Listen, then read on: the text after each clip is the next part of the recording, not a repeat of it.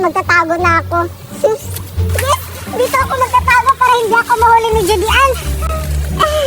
Hindi na siguro ako makikita dito kasi ang dami-daming ano. Hindi na ako makikita dito.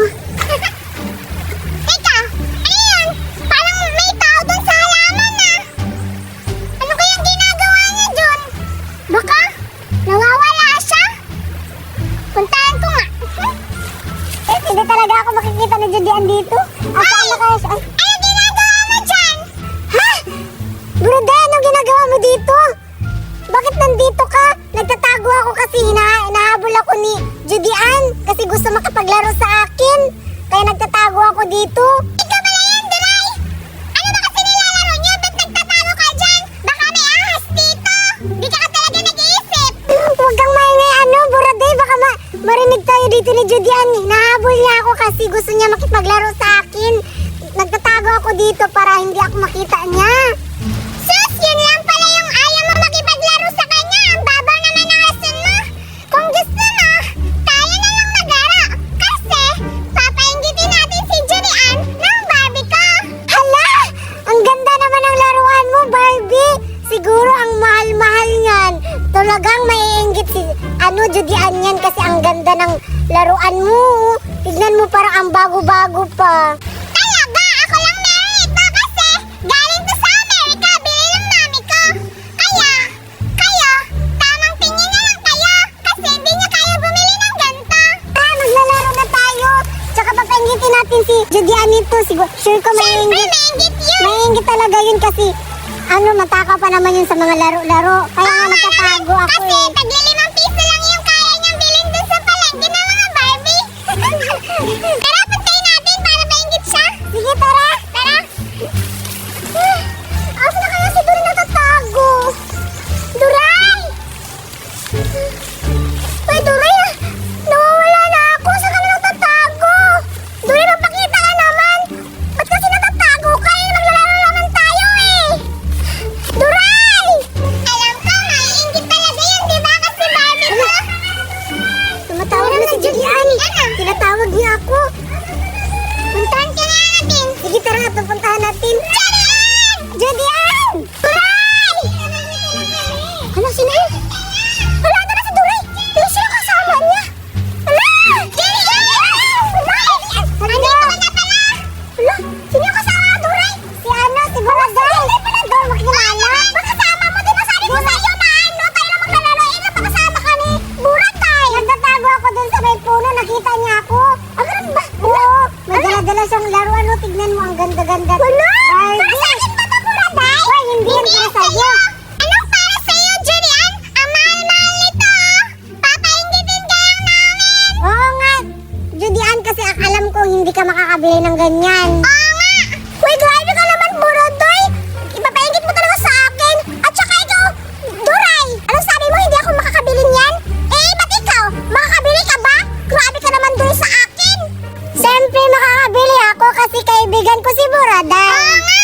Nakita ko siya kanina. Nagtatago dun sa halaman. Baka makagat ng ahas. Yun lang ba yung alam mong laro? Tago-taguan. Lagi na lang eh. Oo nga eh, kaya nga napapagod ako. Kaya't nagtatago na lang ako kanina kasi puro laro-laro tagu-taguan eh. Yun lang alam mo. Hindi ka gaya ka nakakabili ng ganito. Maingit ka talaga. Grabe ka naman, Buraday, sa akin. Nabuburi ako sa bahay eh. Kaya hinahanap ko si Duray na maglalaro kami ng habol-habolan. Kaso tumakbo siya, hinahabol ko siya.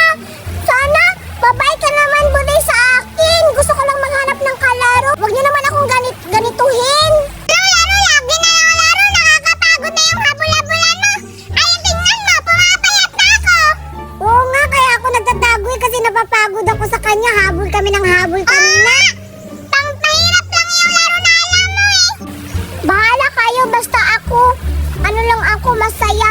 Tsaka pala, Buraday, ano ba yung laruan na ipapakita mo, ipapaingit mo sa akin, ha? Ipakita mo kung maganda ba yan. Ah, ito ba? Mahal to. Tingnan mo. Ilalabas ko na.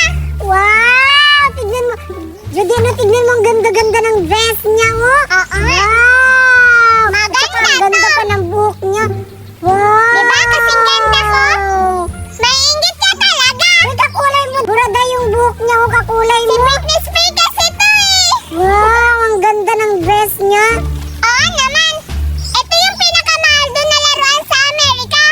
Ikaw, sa palengke lang naman yung kaya mong bilhin na laruan eh. Wow, ang ganda naman.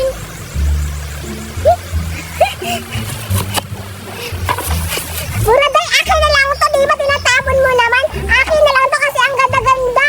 Pang ano ko, pang lagay ko sa bahay namin kasi pang ano, design-design doon. Maganda to. Salamat, Buraday. Akin na lang to, ha? Ano sa'yo, ibibigay ko na lang yan kay Doray para may ma-display siya sa bahay nila. Oo nga, kinuha niya. Kukunin ko. Kunin mo. Uy, hindi yan tayo. Akin na to. Ibinigay to sa akin ni Buraday. Doon ka na nga. Paano ka naman dala sa akin? Ba't ako kinaganito? Gusto ko lang makapaglaro eh. Grabe naman kayo sa akin. Sige, susunod pag may laruan ako, ipapaedit ko din sa inyo. Kaya lang meron ngayon. Sa susunod, magpabili ako ni Mama. Pero meron din akong laruan. Grabe kayo sa akin. Yes, Doray. Yes, may laruan na. Diba? Nag-ingit siya sa Oo nga. laruan ko. Correct. Ang ganda talaga ng...